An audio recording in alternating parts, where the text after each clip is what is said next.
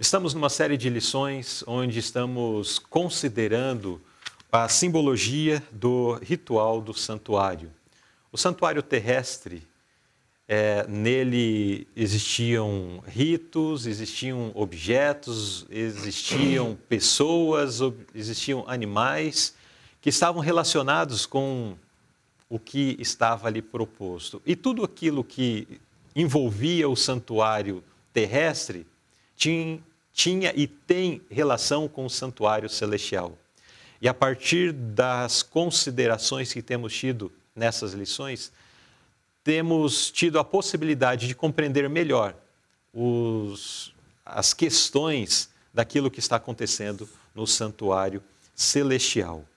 Esta lição que vamos considerar hoje tem por título o sacrifício final, trazendo uma reflexão relacionada ao sacrifício de Cristo e o que ele representa para cada um de nós. E convido então a sua atenção para o que vamos considerar. O verso áureo da lição está em Daniel capítulo 9, verso 25. Sabe e entende, desde a saída da ordem para restaurar e para edificar Jerusalém até ao Messias, o príncipe, 7 semanas e 62 semanas. As ruas e as tranqueiras se reedificarão, mas em tempos angustiosos. E o pensamento da inspiração? O sangue de Cristo, embora deva libertar o pecador arrependido da condenação da lei, não cancela o pecado, o qual continua registrado no santuário até a expiação final. Por isso, na simbologia, o sangue da oferta removia o pecado da pessoa arrependida para o santuário, onde permanecia até o dia da expiação. Lições anteriores nós já estudamos bastante sobre isto e novamente é mencionado e vamos continuar nos aprofundando sobre essa sistematização do processo de arrependimento, do assinalar perdão ao lado do pecado cometido e depois, finalmente, durante o processo e principalmente durante os dias do juízo investigativo, então acontecendo a remoção, finalmente, do pecado daqueles que confessaram e verdadeiramente se arrependeram, ou então o apagamento do nome daqueles que foram, infelizmente, impenitentes em relação a isso. Mas vamos ver o que esta lição tem a nos apresentar sobre esse tema. E vamos ao primeiro tópico que tem por título, o começo da profecia. Irmão Atos, quando a profecia das 70 semanas ou 490 anos, como nós já vimos na lição anterior, ele começa. Qual é o ponto? Em que data isso acontece? Então é interessante como... Na verdade, só me corrigindo aqui, né? Não em que data, mas com que fatos, com que eventos? Com certeza. Como foi falado, as 70 semanas, de uma forma, por ser profética, é de uma forma simbólica. Então, um dia é igual a um ano, então 70 semanas, 70 vezes 7, teremos 490 dias, que como vimos na lição passada, 490 anos. Isso. E quando começa, é dito dessas 70 semanas, em Daniel capítulo 9 e o verso 24. Só que só vai ser explicado quando começa no verso 25. Que é o verso que está aqui na pergunta. Sabe e entende desde a saída da ordem para restaurar e para edificar Jerusalém até o Messias, o príncipe, 7 semanas e 62 semanas. Então nós vamos ver uma divisão, Luzirley e amigos que nos assistem, uma divisão de 70 e dentro dessas 70 tem 7 e 62. E sobrando uma final, né? E sobrando uma final. Então tem essa divisão. A gente vai adentrar, creio que nas outras perguntas, vai adentrar mais nessas 69 semanas que é dito aqui, mas está bem explicado nesse texto que é desde a ordem para restaurar e edificar Jerusalém. Isso, então quando o anjo deu a revelação a Daniel, ele não disse, olha, vai começar em tal dia e tal ano, né? Então não determinou uma data, mas ele colocou um evento que aconteceria e marcaria então, o início desse período profético dos 490 anos e, automaticamente, nós vamos ver um pouquinho mais à frente, mas já pontuando, o início das 2.300 tardes e manhãs. E o fato é essa ordem para a reconstrução de Jerusalém. E é interessante Só que Daniel, quando ele viu essa profecia aqui, ele ficou muito feliz, creio eu, porque imagina só, ele estava na Babilônia. Como é que estava o templo? Está destruído. Totalmente destruído. E agora vem uma profecia que haverá 62 semanas e 7 semanas e o templo serão reconstruído. A Jerusalém será reconstruída em tempos angustiosos, mas será reconstruído.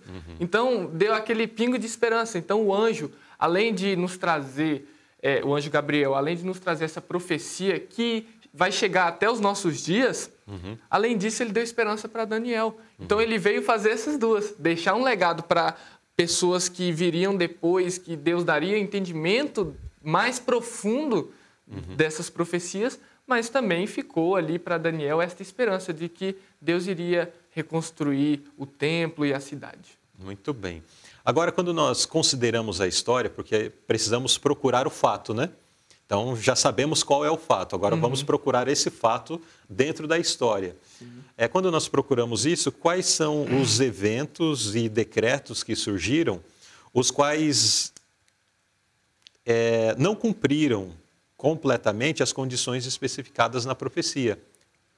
Então, eles parecem que são decretos que assinalariam, mas eles, por alguma razão, não se cumpriram ou não foram completos, enfim. Nós vimos aqui alguns decretos, né? O primeiro decreto que é dito aqui é o decreto de Ciro. Esse foi o primeiro que foi expedido em 536 a.C. 536 a.C. E se nós lermos aqui, está aqui o texto de Esdras, capítulo 1, e o verso de 1 até o 4, ele vai dizendo o que continha nesse decreto. E é dito lá que para assim de Ciro, o rei da Pérsia, o Senhor, Deus dos céus, me deu todos os reis da terra, e ele me encarregou de lhe edificar uma casa em Jerusalém, que é em Judá. Então o foco nele não está em edificar e restaurar Jerusalém. O foco é de restaurar a casa de Deus, o templo. Especificamente. E só reforçando que no verso 9, Daniel 9, 25, está descrito que é a ordem para restaurar e edificar Jerusalém, e não o templo. E esse primeiro decreto, então, de Ciro, ele diz respeito à edificação de Jerusalém. Mas houveram outros eventos. Quais foram? Só para complementar que esse decreto foi importante. Deixa eu te cortar de novo, porque eu errei de novo. Esse primeiro decreto de Ciro foi para reedificar o templo e não a cidade, né? Eu acho que eu tinha falado errado. Tranquilo. Então, é interessante que esse decreto ele foi importante. Ele não cumpriu as especificações, mas foi muito importante para dar o start ali na obra, né? Porque o culto a Deus estava parado ali no templo. Então, ele deu esse início. Vamos restaurar Jerusalém, bancou ali, fez tudo ali para começar essa obra. Restaurando o templo, né? Isso. E aí, essa obra parou por alguns motivos. Essa obra teve um tempo que deu uma desandada, talvez desânimos. E aí veio o rei Dario. Só para deixar claro que esse não é o Dario ali de Daniel na Cova dos Leões. Não é este Dario do capítulo 6 de Daniel. Esse Dario aqui é Dario I, um que veio posteriormente, de Ciro até. E ele expediu o segundo decreto em 519 a.C. E ele achou ali um rolo com o decreto de Ciro. E ele leu aquele decreto e agora ele diz, não interfiram na obra. Deixe que continue, retomem esta obra que Ciro deu início. Então, ainda não vimos aqui a edificação de Jerusalém, nesse decreto. Ainda não viu, ainda não cumpriu as especificações da profecia. Então, não é esse que é o ponto inicial, né? Certo. E aí a lição também, ela menciona um texto lá de Neemias. O que estava acontecendo no tempo de Neemias? Então, Neemias, ele estava vendo ali aquela situação e ele ficou angustiado, né? Poxa, tanto tempo aí já. A história que está ali no livro de Neemias aconteceu por volta do ano 444 a.C. 536 o primeiro decreto, 444. Quase 100 anos depois. Então a gente viu que a obra ainda não foi. E Artaxerxes, ele era o rei daquela época e Neemias pediu, orou a Deus, Senhor, que possa acontecer algo que dê certo a restauração. E aí ele pediu Artaxerxes naquele momento e ele enviou Neemias para a reconstrução, que está descrito ali no livro de Neemias. E também forneceu madeira, forneceu vigas, forneceu materiais. É importante destacar que os outros decretos também forneceram dinheiro, forneceram materiais para ajudar. Então, todos esses foram usados por Deus para que o templo e o culto a Deus fosse restabelecido. Exato. Mas o enfoque principal, né, desses primeiros decretos foi sempre a reconstrução do templo e não a reconstrução de Jerusalém em si. Mas finalmente saiu um decreto que realmente alcança os termos estabelecidos ou apresentados pelo anjo ali a Daniel, né, na sua explicação. Então, qual é o único decreto que cumpre a condição de restaurar todo o sistema da Judéia, incluindo o restabelecimento da autoridade religiosa e judicial, além do financiamento necessário para manter tudo isso funcionando? Finalmente, a reconstrução de Jerusalém como cidade e também como Estado, né? Como Estado no sentido de ter um governo existente ali. Você vê que aí foi mais longe. Sim. Esse decreto. Ele deu mais detalhes. Só na pergunta a gente já consegue tirar um pouco da resposta, né? Esse decreto, ele restabeleceu a autoridade religiosa, judicial e ainda financiamento para a obra. Então, restabeleceu Jerusalém, reedificou Jerusalém, não só fisicamente, mas politicamente, civil, o lado civil também, e religioso. Porque é dito ali que...